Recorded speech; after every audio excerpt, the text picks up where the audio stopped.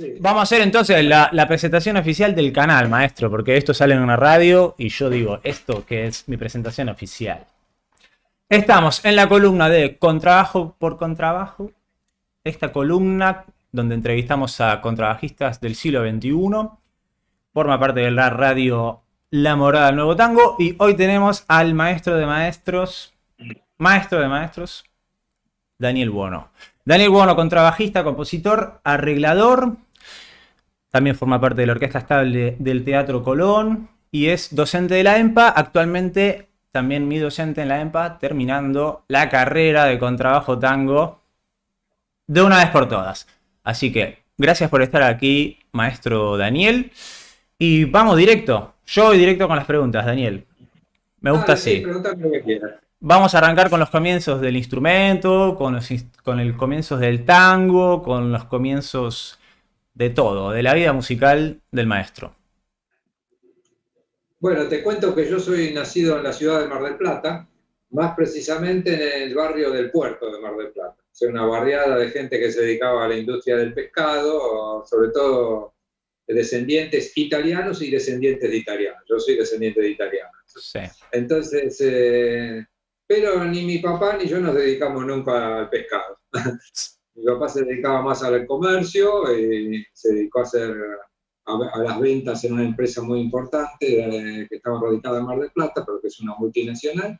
Y a mí se me ocurrió ser músico, un poco de la culpa la tiene él, porque mi papá con el asunto que hacía cursos de ventas y todo, se compró un grabador de cinta abierta, un grabador Winco.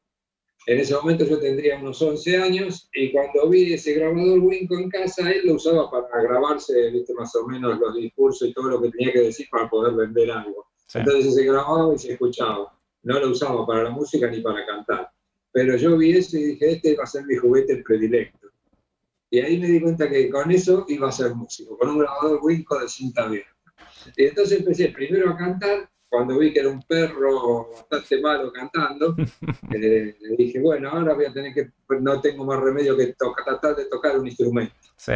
Entonces, primero empecé un poquito con la guitarra, gracias a que un tío me prestó una guitarra que tenía él, para más o menos así en forma autodidacta, él me enseñó unos primeros acordes. Sí.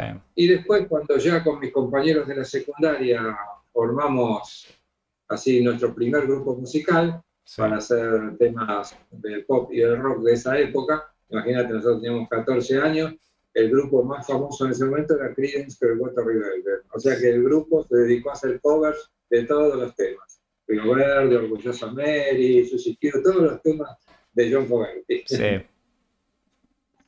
Y entonces ahí, bueno, en la repartija, como pasa siempre cuando uno arma un grupo. ¿Qué sí. pasa cuando uno arma un grupo? Nadie quiere tocar el bajo. Y nadie quiere tocar el bajo. Nadie toca otro instrumento que no sea la guitarra. Le ha pasado a muchos grupos y eso es muy gracioso en ese momento. Y yo toco la guitarra, yo toco la guitarra, todos tocan la guitarra.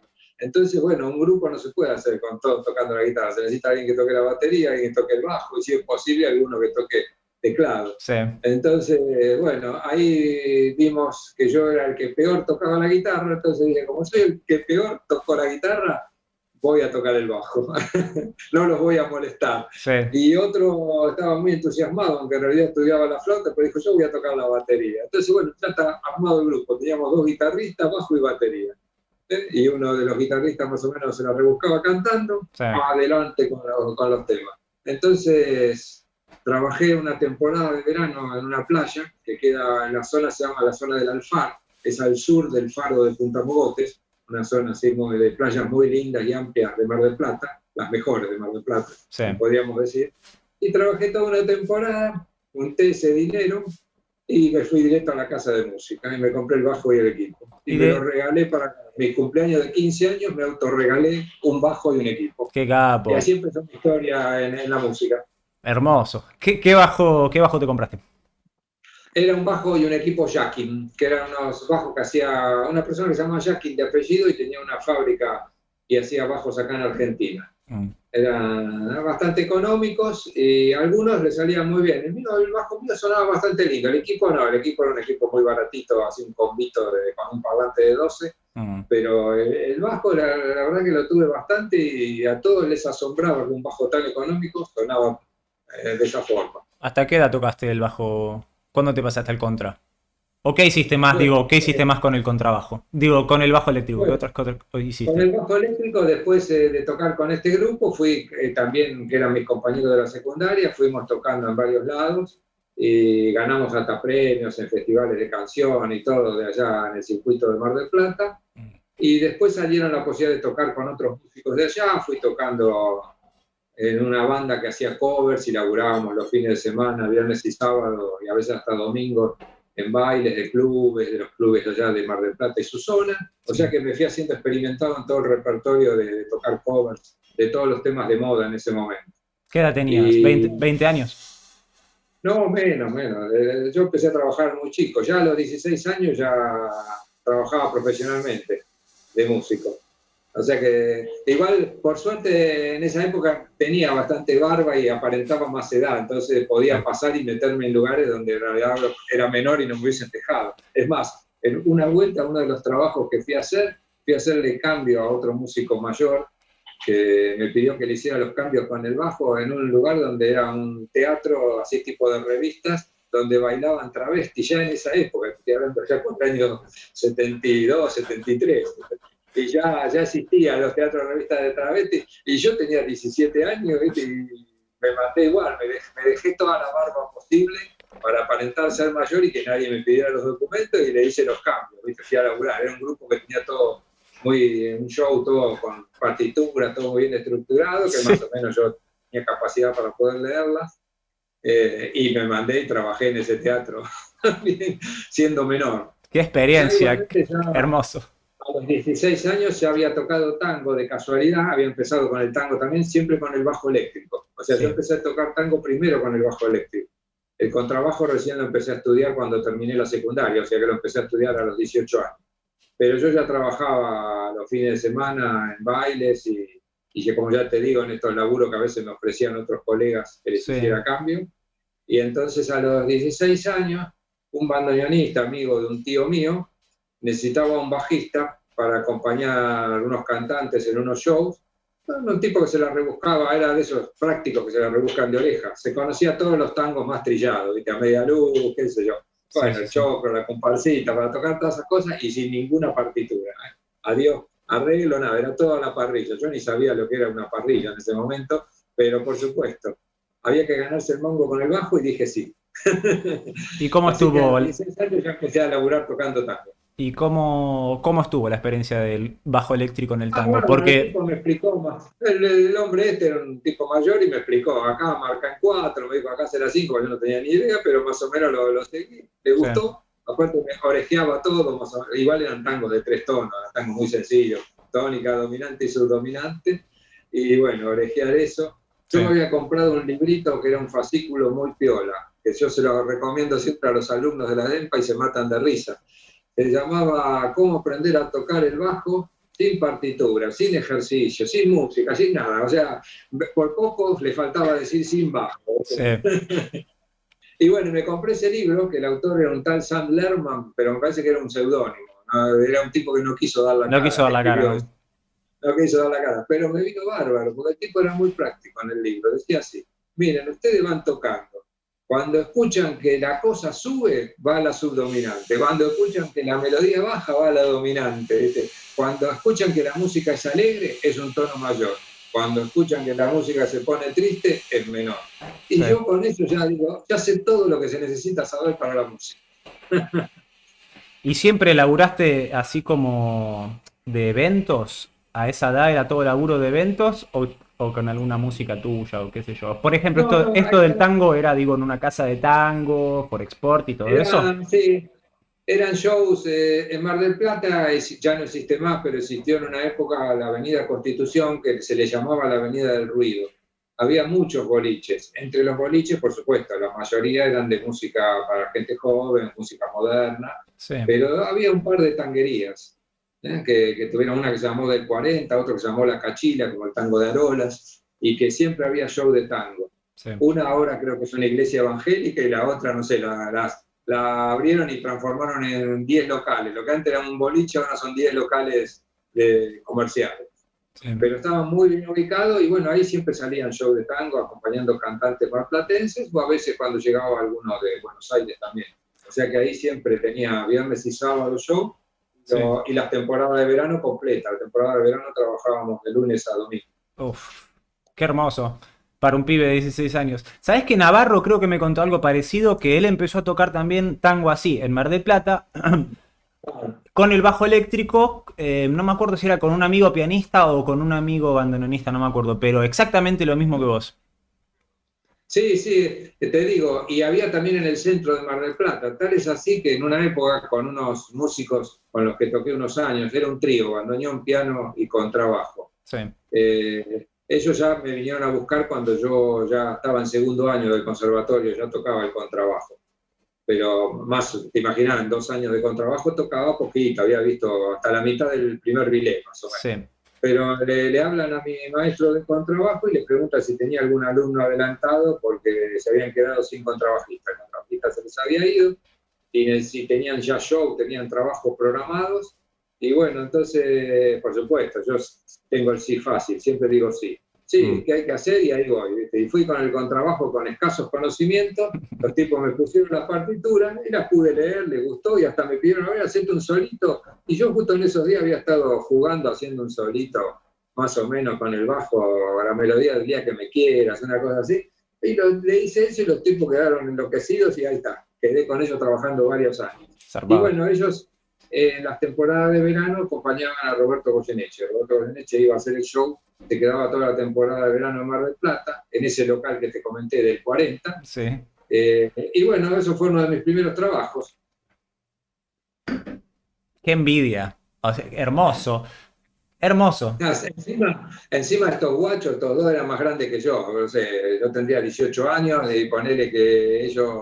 No, 19 yo ya tenía, ya era mayorcito, podría decir. ¿No es cierto? Para esa época, ya a los 19 años, uno era mayor, ya había dejado de ser adolescente. Y estos guachos, el que tocaba el piano ya tendría unos 35 años y el del bandoneón más de 40. Y me dicen, bueno, acá ahora que tenemos a este chico nuevo, vamos a tener que ablandarlo un poco en el tango, ¿viste? Sí. Entonces dicen, vamos a agarrar unos bailes en un club, ¿viste? No sé, poner el Centro Gallego, no sé de dónde era, ¿viste? Unos bailes que había que hacer como 5 entradas cada noche. Y dice, bueno, la verdad que ellos mismos me decían, nosotros no tenemos la menor gana de ir a tocar ahí, pero lo hacemos por vos. Y yo casi me muero, porque tenía que ir ahí y mandarme 5 entradas con el contrabajo, recién empezaba a tocar tango, terminaba todo ampollado, terminaba hecho un desastre, ¿viste? Ya cuando iba el viernes y el sábado, era eso nada más por suerte, ¿viste? Pero ya el viernes me salían las ampollas y el sábado tenía que ir a tocar todo lleno de puritas. Aparte, Entonces, hasta las 4 de la mañana era, ¿no? Y era así, empezaban a las 11 de la noche y terminábamos a las 4 de la mañana. Bueno, pero salís con una cancha después para hacer cualquier cosa. Sí, ellos se mataban de risa. Bueno, ya eso era en invierno, entonces cuando llegamos al verano, ya para el verano vas a estar para la temporada, para acompañar a Goyeneche Claro. a full. Sí. ¿Cómo empezó esta historia del primer? Porque no lo sabe mucha gente, y yo tampoco lo sabía hasta que me lo dijo usted, hasta que crucé con usted, que usted grabó el primer disco de un contrabajista de tango, en la historia del tango. Nunca ningún contrabajista grabó un disco de tango solista, y eso me parece... Y en el año 97, Tango Pródigo, en el año 2006, el otro disco Contrabajeando. O sea, en el año 97, al revés era... Al revés. Contrabajeando salió en el año, creo que 96, 97 lo estuve grabando. 97. Sí, porque lo grabé así varios meses, tardé ahí en el sello Melopea. Sí. Milton Nevia me hizo la producción y lo estuve grabando ahí en el estudio que tiene en el barrio de Saavedra. Eso que lo grabé entre el año 95 y 96, creo que ahí en el 97 salió. Y es como, es medio una locura. Es medio... Esa época. Perdón, disculpe, lo interrumpí. Sí. Es medio una locura porque en el 90 y pico no había tango. Y que caiga un loco y se le ocurra grabar un disco de contrabajo solista, era como arriesgado. O sea, tuvo mucho coraje en hacer lo que hizo, ¿no, maestro? Sí, yo te cuento, hace tiempo ya que quería hacer mis propias cosas. En esa época estaba tocando en el quinteto con Rodolfo Mederos. Yo en el 92 empecé a tocar con Rodolfo Mederos en un quinteto que mayoritariamente tocábamos fuera del país, hacíamos giras, todo. Y, y ahí fue donde empecé a tocar ya seguido, estaba incorporado en el repertorio del tango quicho. Entonces yo me di cuenta que más o menos cada vez que yo hacía esa interpretación en vivo, la gente tenía una buena reacción, aplausos, como que levantaba mucho el momento musical una vez que yo hacía este tema para el lucimiento del contrabajo. Entonces empecé a gestar la idea de hacer ya un trabajo solista. Y bueno, la fui gestando hasta que más o menos hablé con Lito Nevia, que en ese momento, viste que no era un momento para grabar tango, ningún sello le daba bola al tango. Claro, por eso Pero te Lito digo. Nevia sí, Lito estaba armando todo un catálogo de tango, entonces compró cosas que ya estaban grabadas y la empezó a editar, y después empezó a ver con un poquito con la nueva gente del tango y otro poquito con algunos dinosaurios que dijo los tengo que grabar antes que no estén más y no quede nada de ellos. Entonces empezó a grabar las dos cosas, tuvo una gran idea, apuntó a los dos lados, a los que ya pronto iban a desaparecer y los empezó a grabar y editar, y a los que veníamos con ideas nuevas y hacer cosas en sus sellos. Por eso tiene Melopea ese catálogo, no sé si ahora lo vendió el catálogo, pero en su momento tenía un catálogo de un montón de artistas.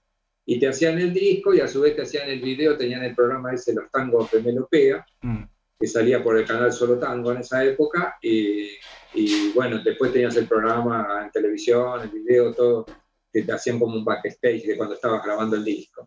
Estaba muy bien la idea de él.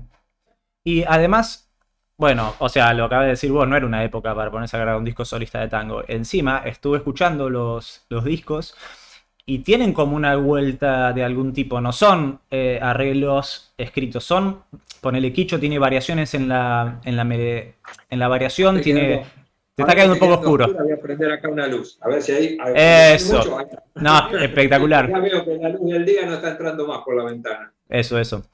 Digo que son arreglos complejos. El arreglo de Quejas de Bandoneón es un arreglo complejo para la época y además para un contrabajista es como muy jugado todo. El arreglo de Lo que vendrá también es como complejo. Entonces me llamó la atención eso de la complejidad musical para la época que lo escribiste. Algunos arreglos son míos y otros no. Por ejemplo, el de Quejas de Bandoneón sí es un arreglo mío, viste que es una versión totalmente distinta. Increíble. A la de Aníbal Troilo. Yo soy admirador de la versión de Aníbal Troilo y la doy en segundo año para estudiar ahí en la EMPA también, para que todos toquemos esa versión, porque me enloquece. Sí. Creo que es un arreglo de Astor Piazzolla para la orquesta de Aníbal Troilo.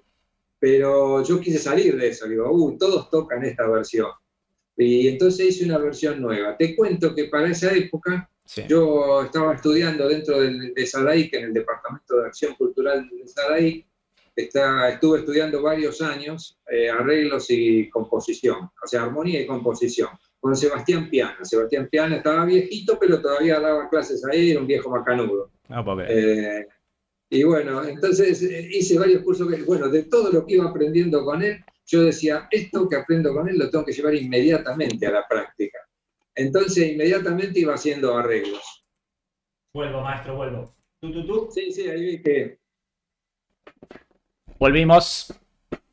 Entonces, de esa época te cuento que mientras estudiaba con él, son varios de los arreglos que están en ese disco contrabajeando. O sea, está el arreglo que grabé, que hago una selección de 2 temas de Marianito Mores, que hacemos Cuartito Azul, y esa selección, que ese arreglo lo hice para trío, con violín, viola y contrabajo, salió también de un trabajo ahí en el curso que estaba haciendo con Sebastián Piana, los primeros trabajos de armonía, que él me explicaba cómo armar la armonía, y yo más o menos iba...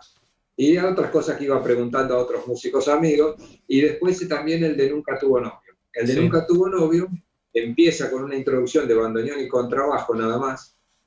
Eso lo improvisamos prácticamente con Marcelo Nísima, porque le digo a Marcelo Nísima, porque yo era muy amigo de Marcelo Nísima en ese momento, nos veíamos en varios trabajos, tocábamos mucho seguido, y yo era admirador de cómo él escribía todo. Le digo, mira, quiero que grabes este tema, pero yo en realidad la segunda parte, cuando empieza el tema, va a tener mucha preponderancia la cuerda, porque el arreglo original es para cuarteto de cuerda, y yo te agrego a vos con el bandoneón, entonces no vas a tener mucho desarrollo en la segunda parte. Por eso quiero que hagas algo muy interesante al principio. Armemos una cadencia, toquemos los dos y armemos una cadencia. Y bueno, en base a la idea de él y unas cosas que fui poniendo yo con el bajo, armamos la introducción de Nunca tuvo novio, y después arranca ya el cuarteto de cuerda, que es un arreglo que había hecho yo en esa época que estudiaba con Sebastián Piano. Zarpado. Aparte me di cuenta escuchando que varías mucho las formaciones. De repente aparece una flauta, de repente aparece una guitarra, de repente aparece una batería. Es como hay una búsqueda también Sí, sonora. es que yo soy así, yo soy un tipo que no puedo estar escuchando mucho tiempo lo mismo. Yo si escucho mucho tiempo lo mismo, ya sea, por ejemplo, aunque toque, sea una música excelente y toque muy bien, por ejemplo, algo de piano, piano solo, me pongo y lo escucho. Sí. Tengo amigos que tocan el piano genial y me piden, escúchame esto, escúchame lo otro. Y escucho uno, dos temas y ya me aburrí porque quiero escuchar otra cosa. Entonces, escucho algo con bandoneón, o escucho algo con cuerdas. Y al rato me estoy aburriendo y hasta de mí mismo a veces me aburro, ¿viste? Tocando el contrabajo. Ah, Entonces digo, voy a hacer un disco en el que yo al escucharlo no me aburra, que vaya cambiando a cada rato, que cada tema proponga una sonoridad diferente. Y eso fue más o menos como plasmé el disco Contrabajeando. sí. Lo escuché hace poco y está el sonido del contrabajo es súper grueso, súper virtuoso. Hay cosas re difíciles de tocar. ¿Qué edad tenías cuando escribiste eso? Y eso lo grabé, a ver, estaba ahí, estaba en mi apogeo, estaba, viste, cuando uno dice, como decía Tinelli, los 30 segundos de fama, Sí, estaba en mis 30 segundos de fama, ¿viste? O sea, creo que tenía 45 años, que es una edad en la que uno tiene todavía los dedos jóvenes sí. y la cabeza intacta y toda la experiencia, a su vez toda la experiencia, porque como yo empecé muy chico a tocar, a trabajar de la música, a los 45 años estaba hecho una bala. Sí. Entonces, me largué con este proyecto y así empecé a girar después por distintos países y participando en festivales, a veces con un trío, a veces con un cuarteto, Sí. cuando conseguía algún bandoneonista que me acompañara, si no, a veces tocaba solamente violín, piano y contrabajo. Pero empecé a girar con mi música porque estaba justo en la flor de la edad. Y te hago una pregunta. Decime por favor las formaciones. Yo tengo entendido que Contrabajeando está grabado con Suárez Paz y con Mederos, ¿es cierto? Está en la tapa. No, no, es así. El del disco total participan como invitados, pero no todo el tiempo, sino que participan en algunos temas. Por ejemplo, en el disco Contrabajeando, el tema Contrabajeando, los que tocan son Marcelo Nísima en el bandoneón, Hernán Posetti en piano y el contrabajo, nada más, un trío es. Después en otros temas, como Milon Bach, Hernán Posetti sigue siendo el pianista, pero el bandoneonista cambia y es Mainetti. Pablo Mainetti tocó en esos temas. Y después Quicho tiene violín. Quicho tiene violín, que es el violín de Quicho es Damián Bolotín, porque el Quicho lo grabé con la formación del quinteto de Mederos. O sea, está Damián Bolotín en violín, Armando de la Vega guitarra, Hernán Posetti en piano, el propio Mederos en bandoneón, y bueno, y yo, porque era en ese momento cuando hicimos la grabación, yo estaba tocando con ellos el quinteto, así que lo teníamos muy afilado el tema, porque viajábamos Sí. y lo tocábamos siempre, estaba en repertorio. Y Tango Pródigo. En Tango Pródigo, bueno, ahí también participan. Ahí el pianista principal es Leonardo Marconi, No lo el hijo de conozco. Néstor Marconi. Ah, mira Leonardo, vos. sí. Él es el pianista principal y después el bandoneonista es un vecino a camino del Parque Chacabuco, que hace tiempo que no veo, no sé si falleció, porque era un hombre bastante grande, Cachito Giannini, Mm. que tocaba en la orquesta de Colangelo, tocaba en muchas orquestas, un tipo espectacular. Suena muy bien el bandoneón, toca muy bien. Sí, aparte él ya tocaba y estaba leyendo, y era expresivo, estaba leyendo y con muchas dificultades para leer, porque tenía la vista bastante mal, Mm. y yo me acuerdo que le hice las partituras con el encore en el tamaño más grande, ¿viste? Eran unas notas así, era tremenda, muy graciosas las partituras esas, parecían de esas de juguete para niños, Sí. para todas las intervenciones de él del bandoneón, porque veía muy mal, pero yo me sorprendía que digo, el tipo este no ve nada, y sin embargo está leyendo esto por primera vez sin saber, porque son arreglos míos y temas míos encima, porque Tango Pródigo son todas composiciones mías, no hay Sí. tangos conocidos ahí. Entonces es un disco de autor, de composiciones mías, a diferencia de Contrabajeando, que hago una mezcla de poco de todo, o sea, meto temas míos, pero también hago arreglos de temas tradicionales y modernos. En Tango Pródigo son 6 composiciones mías. Entonces, y el tipo tocaba y a todo le daba, vos escuchás ese bandoneón y todo tiene intención, ¿viste? La forma de tocar de él, es espectacular, la verdad que es extraordinario. Está buenísimo. Están buenísimos los dos discos. Suárez Paz, ¿cuál grabó? ¿Qué tema grabó? Juan Paz grabó en el tema ese que te comenté, la selección que hago de música de Mariano Mores en Contrabajeando, que es Uno y Cuartito Azul. Grabó con trío de cuerdas. La grabación con Suárez Paz fue extraordinaria. Yo lo llamo para grabar, así para tener, la idea era, habíamos hablado con Lito, de tener algunos invitados como para poner ahí en la tapa del disco que sean personalidades del tango. Sí. Yo ya tenía a Medero porque tocaba con él, así que ya lo había enganchado. Con Suárez Paz había estado trabajando allá por el año 91 en un espectáculo, teníamos una amistad. Siempre nos veíamos y siempre que andábamos por la costa, él tenía una casita ahí por la costa en San Clemente del Tuyú, entonces yo pasaba a visitarlo, ¿viste? Y tomábamos unos mates ahí en la casa. O sea que tenía una amistad que charlábamos bastante de tango. Entonces lo llamamos y lo invité a tocar un tema. No sabía ni lo que iba a grabar. Vino ahí también en el estudio. Hicimos una primera toma y él me dijo, bueno, ahora voy a ir a escuchar qué es lo que estoy tocando, porque él dice, yo toqué esto así nomás, como para leyéndolo. Dice, ahora voy a escuchar qué es lo que estoy tocando y te hago la segunda toma. Entonces hicimos la primera toma y nos fuimos a escuchar. Escuchamos todo lo que había salido y nos metimos en el estudio y bueno, hagamos la segunda toma. Así en directo, o sea, estaba el violín, la viola de contrabajo, ese tema está grabado en directo. No está armado por partes ni nada, ni editado en ningún lado, de punta a punta como si estuviéramos tocando en vivo. Sí. Y bueno, hacemos la segunda toma, la vamos a escuchar y me dice, bueno, ¿querés que hagamos más tomas? Y yo le digo, no, ya está, ya después de esto, ¿qué podemos hacer? Digo, capaz que lo arruinamos, dejémoslo así. Y dejamos la rompió. Sí, no, impresionante, todo, le agregó un montón de cosas. Yo realmente hago así con los músicos, cuando escribo mis arreglos, escribo la estructura del arreglo y escribo básico, los solos, todo, no escribo detalladamente. Dejo que después el que lo va a tocar ponga su impronta, ¿cierto? Siempre hago así. Y siempre se los digo, acá está lo que escribí yo, hagan algo con esto. Yo también hago lo mismo, ¿viste? Cuando me tiran una parte de abajo, yo después le pongo mi impronta. Y no queda siempre otra. invento algo. Y a ver, yo quiero preguntarte sobre Mederos, porque viste que no sé si vos lo sabés, pero bueno, vos sos amigo de Mederos. Pero quienes no somos amigos de Mederos, hay toda una leyenda con que es un viejo mala onda y que no le gusta el tango nuevo y que es un viejo rancio y qué sé yo y qué sé yo. Pero digo, se estaba tocando en un disco de un contrabajista solista, o sea que tiene Sí. algún aporte, algún amor por la novedad. Pero bueno, la leyenda es que es un viejo rancio. ¿Qué onda la relación con el viejo? Y es una leyenda totalmente equivocada, así que le erraron fiero con la leyenda, ¿viste? Para mí, bueno, fue uno de los pioneros cuando hizo Generación Cero y de todo el tango de vanguardia de los años 70. Es uno de los pioneros. Además, grabó con rockeros, participa en el disco de Almendra, en el de Pedro y Pablo. Es un tipo que estaba ya también con los rockeros de los años 70. Yo a veces, bueno, no quiero pecar a veces de ponerme demasiado vejete, ¿viste? De ser un jovato, ¿viste? Recalcitrado. La década del 70 fue maravillosa, ¿viste? En creatividad, en todas las músicas. Empezó todo en los 60, pero en los 70 es como que el rock sinfónico, todo, era una cosa, los grupos de esa época, por eso ahora, ¿viste? Muchos tienen 80 años sus integrantes y siguen tocando, ¿viste? Porque no hay nadie que pueda superar esa música. Y en el tango pasó lo mismo, estaba Piazzolla, que estaba pisando fuerte, y con su música y con toda su novedad, sobre todo lo más novedoso de Piazzolla, que era un inconformista.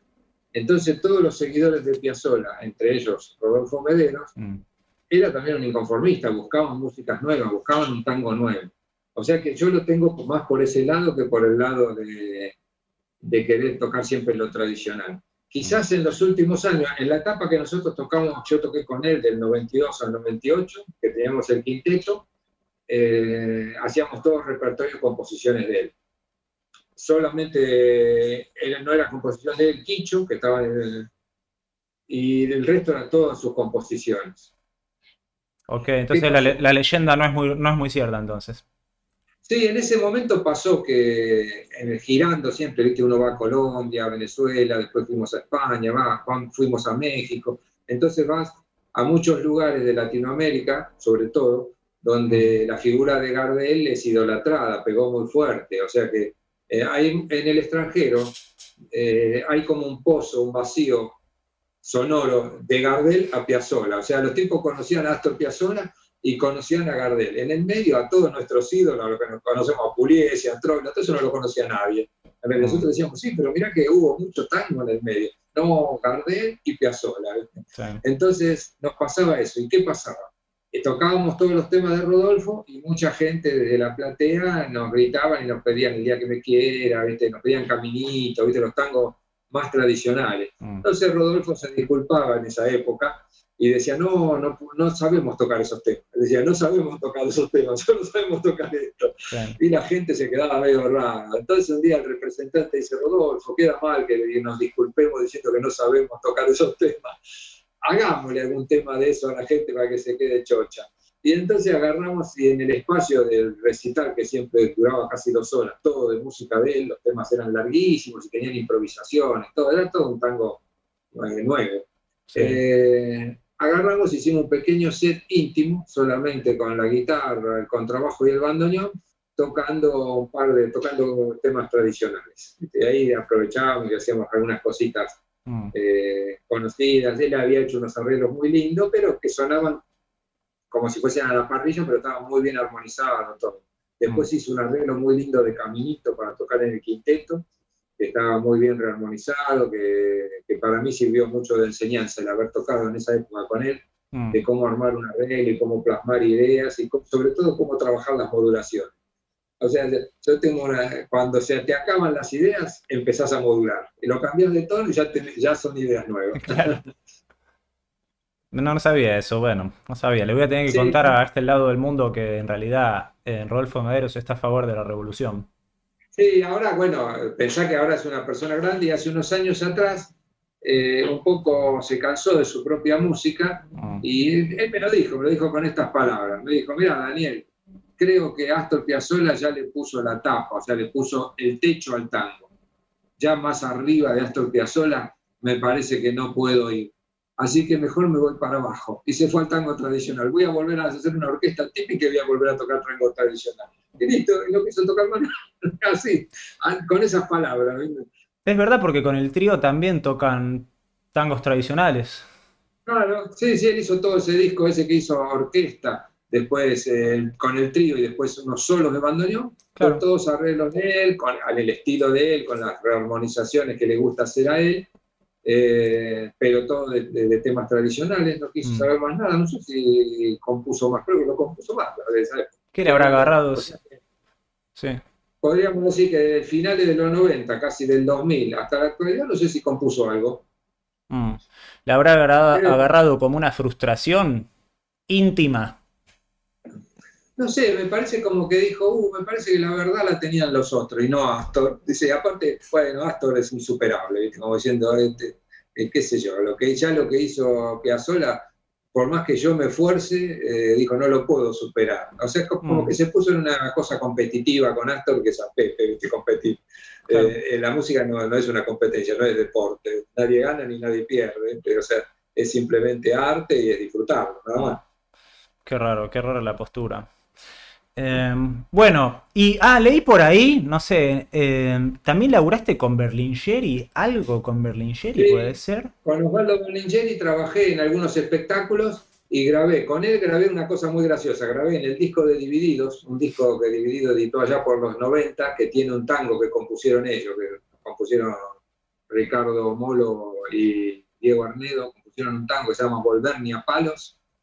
Y bueno, ese lo grabamos con Marcelo Nísima, con el hijo de Fernando Suárez Paz en violín, y creo que se llama Leonardo Suárez Paz también. Y en piano estaba Osvaldo Berlingeri, y yo en contrabajo, con un cuarteto grabamos eso, que estuvimos grabando ahí en Estudio Ion para ese disco. Sí. Y después lo presentamos en el Estadio Obras, en los conciertos de Divididos, con el mismo cuarteto, lo usaban de tema de bici, último tema, o sea, cuando terminaban de hacer todo su repertorio rockero, sí, bien fuerte, de Volver ni a palos. Zarpado.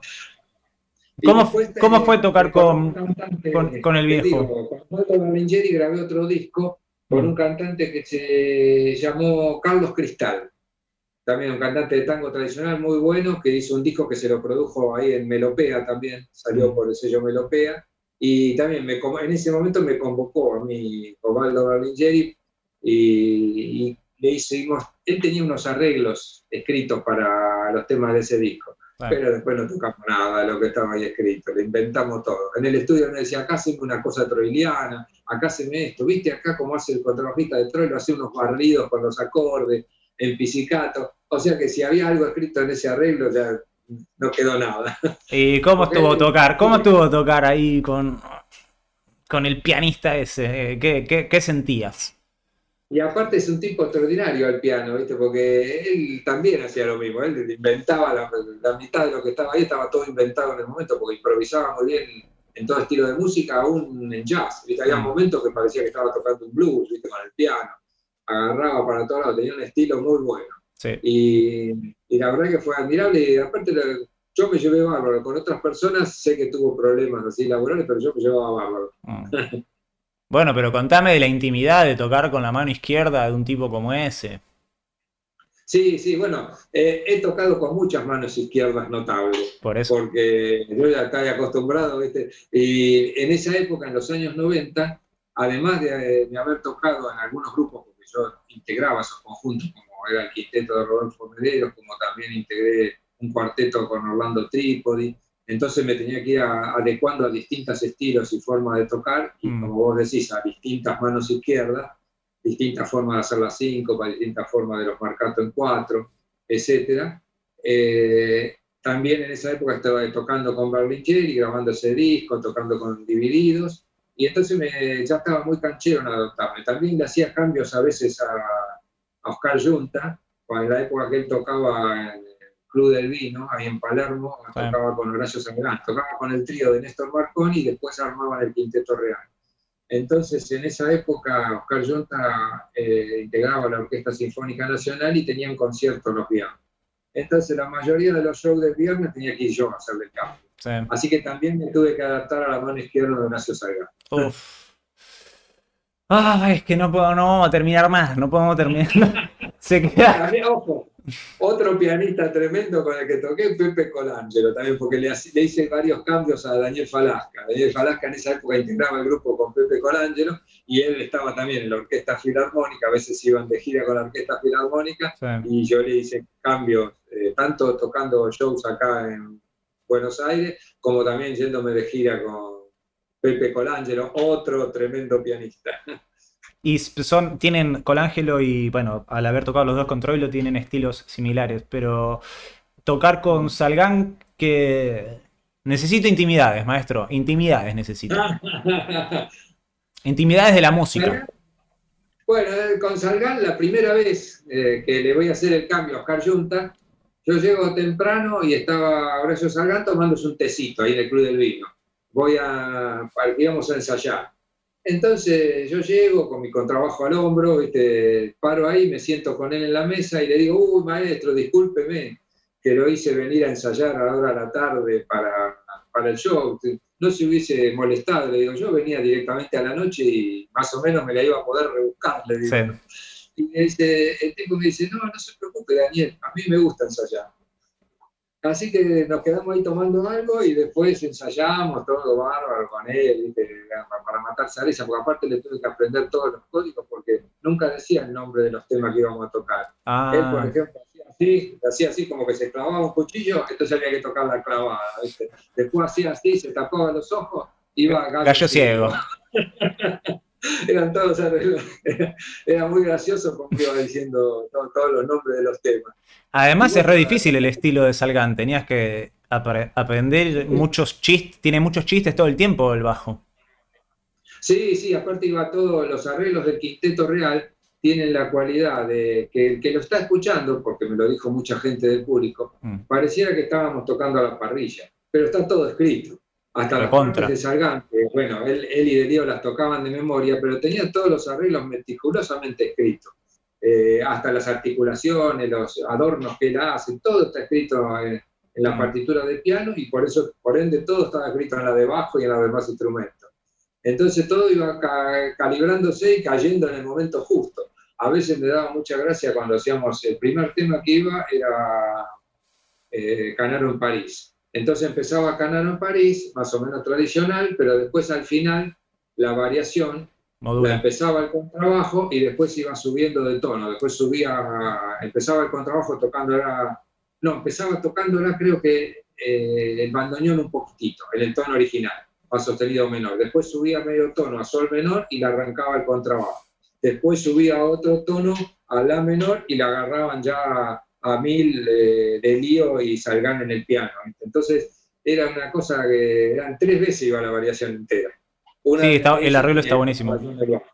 Y había que estar todo muy afilado para tocar todos esos arreglos, ¿viste? Yo más o menos las tenía todas esa música, entonces las agarré rápido. Vamos a pasar al plano de docente de la EMPA. En un tiempo, vos arrancaste, disculpe, ¿usted arrancó en los principios de la escuela cuando no había nadie? No, la escuela empezó en el 86. En el 86. Yo entré, me presenté al concurso en el año 92 y empecé a trabajar en el año 93. Yo concursé para las 2 cátedras de bajo eléctrico tango y de contrabajo tango y contrabajo de FOBA. Sí. En el año 92 se hicieron los concursos, a fines del 92. Me enteré de casualidad porque salió en el diario Clarín. Un día leyendo el diario Clarín del domingo, veo al final concurso en la Escuela de Música Popular de Avellaneda. Yo ni sabía que existía una Escuela de Música Popular. Sí. Y bueno, me fijé ahí los requisitos y me anoté. Y bueno, quedé, me acuerdo en aquel momento, primero en contrabajo. Sí. Y había quedado segundo en el bajo eléctrico. Creo que el primero que había quedado en bajo eléctrico era Andrés Serafini. Después Andrés Serafini a los pocos meses se fue a vivir a España.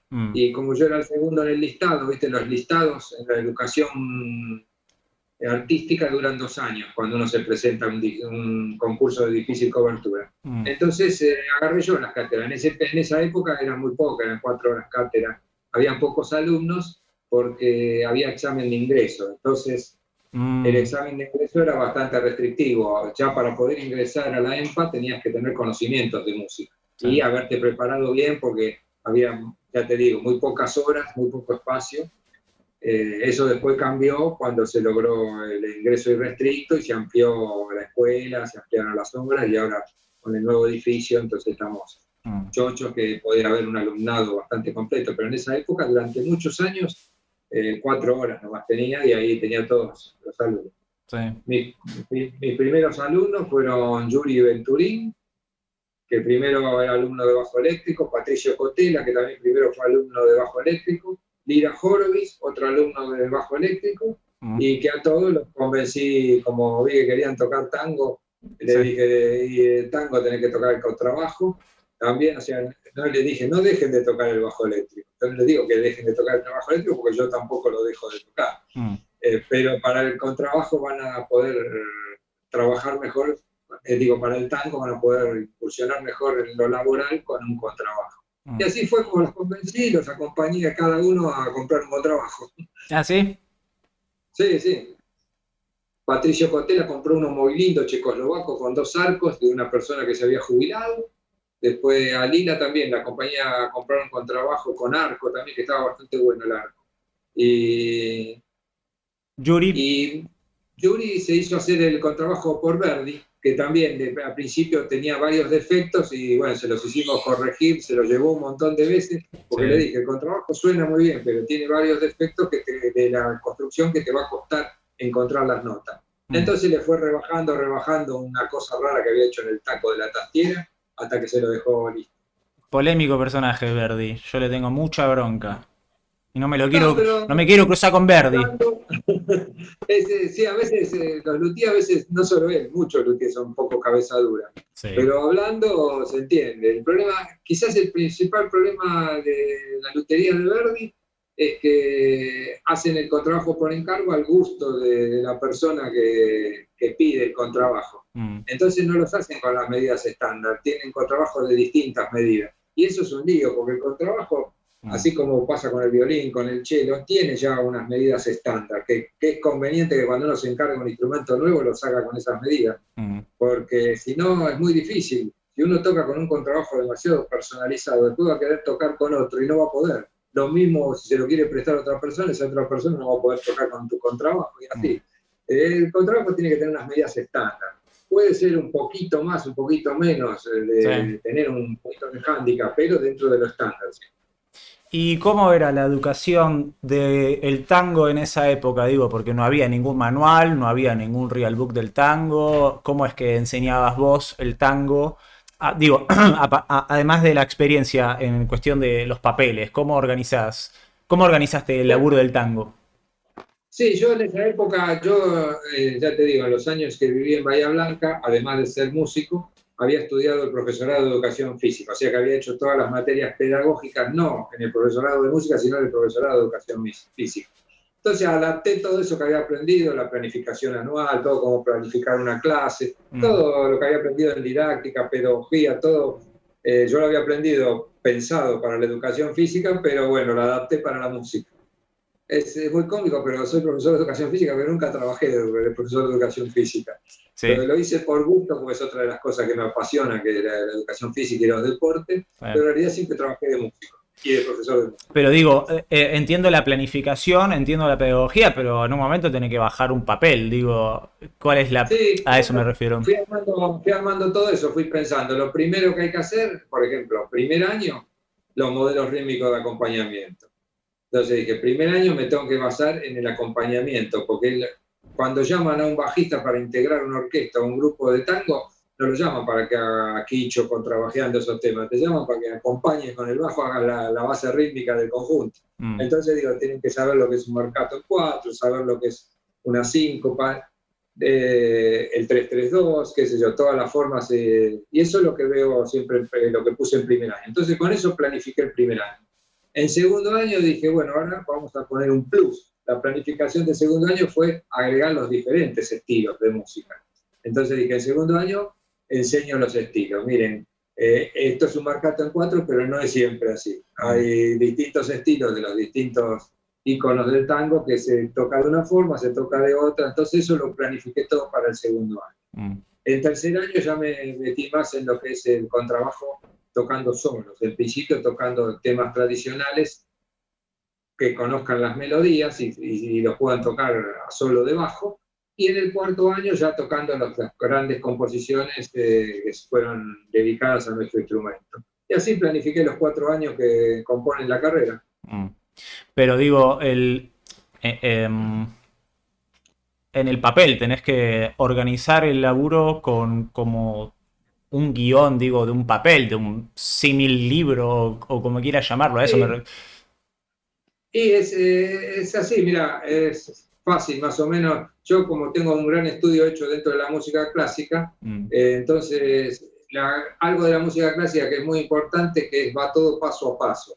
O sea, vos no podés en la música clásica agarrar el primer libro de Bizet y después tocar el quinto, mm, y sin pasar por el segundo, el tercero y el cuarto, porque todo tiene un nivel de dificultad. Lo mismo pasa con las obras. Las obras vos empezás tocando estudio, después tocas alguna sonata, algún pasaje de orquesta, hasta que algún día llegás y tenés la técnica para abarcar los conciertos dedicados al instrumento. exacto. Entonces, todo lleva su paso, no podés agarro el contrabajo y ya quiero tocar el concierto. No, eso es una locura dentro de lo que es la música clásica. En la música clásica, los músicos lo saben muy bien que tienen que ir paso a paso. A veces en la música popular hay músicos que no entienden eso y quieren saltear los pasos, ¿viste? Ven, ¡ay, qué lindo! Me compré un contrabajo y a la semana ya quieren tocar contrabajeando. Y no sé, espera un poco más. ¿Viste? Entonces, yo tenía ya una metodología y adapté la metodología de cómo se estudia el contrabajo en la música clásica y Mm, lo pensé en el tango. Entonces empecé a ver los grados de dificultad de los temas, tanto sea la dificultad armónica, la dificultad de extensión, más o menos fui adaptando y por eso más o menos voy viendo los tangos a medida que, y el estilo de arreglo, como la mayoría de los arreglos que veo los escribí yo, los mm, voy escribiendo con un grado de dificultad mayor a medida que van avanzando en el estudio.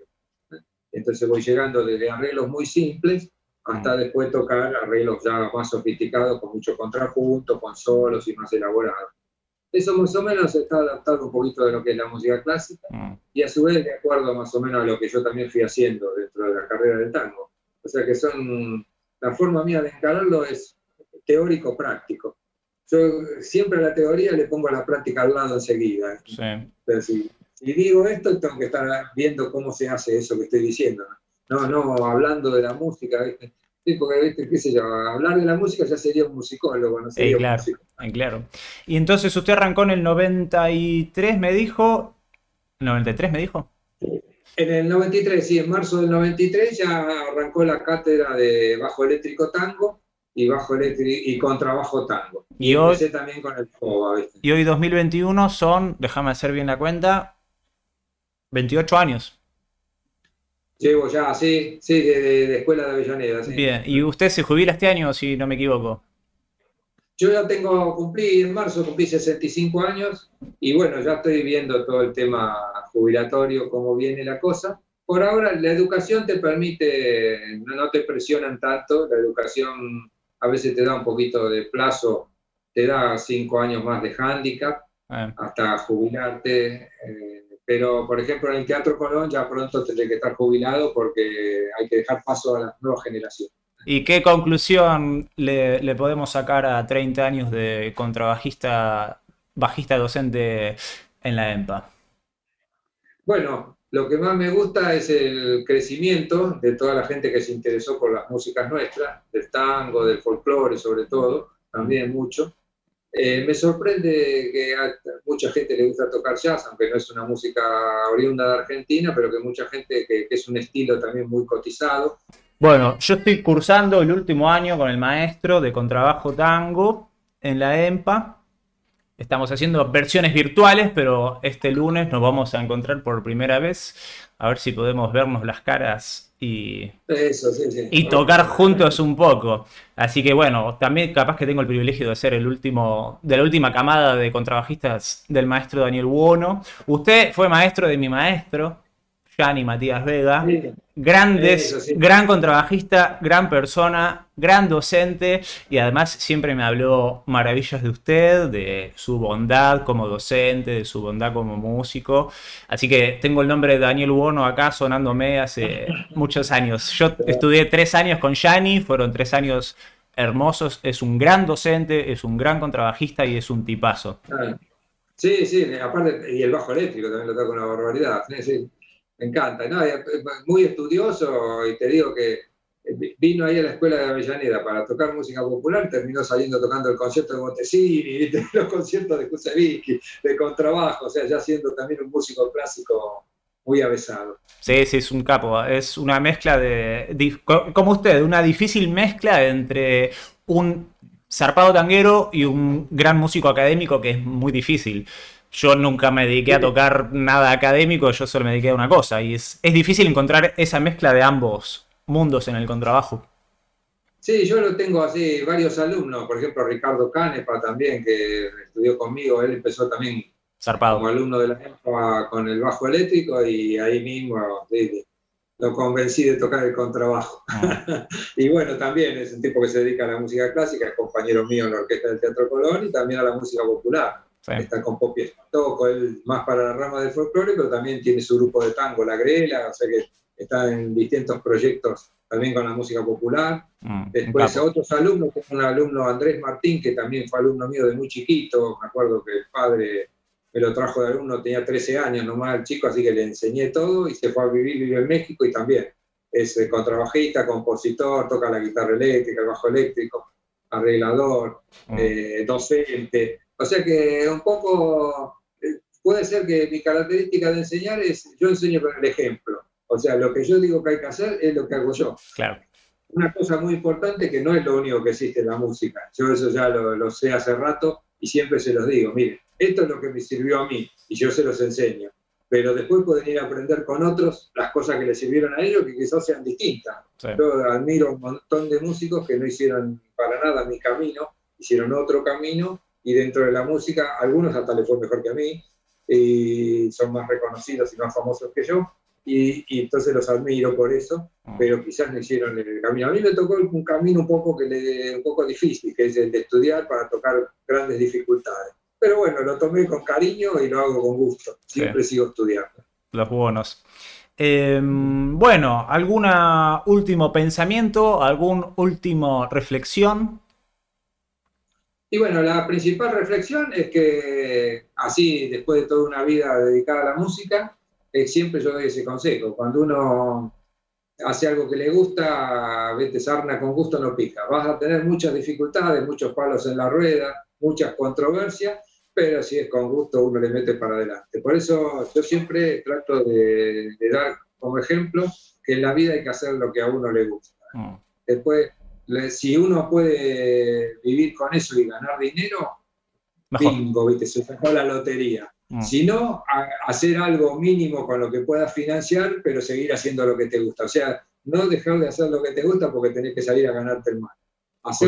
Meterle toda la energía y todo el esfuerzo en lo que te gusta, todo el esfuerzo, que hay que meterle bastante, mucha energía, muchas horas de estudio y esperar también un poquito que la suerte ayude. Que la suerte. Darle para adelante. Bueno, muchas gracias, maestro, por el tiempo, por la sabiduría y por todo lo demás. Nos estamos viendo presencialmente este lunes a las 14 horas en la Escuela de Música Popular de Avellaneda para tener nuestra primera clase presencial. Así es. Bueno, muchas gracias y se acabó. Vamos a darle detención aquí. A ver, esto es así, ¿no, Lucho? Ahí está. Nos despedimos entonces.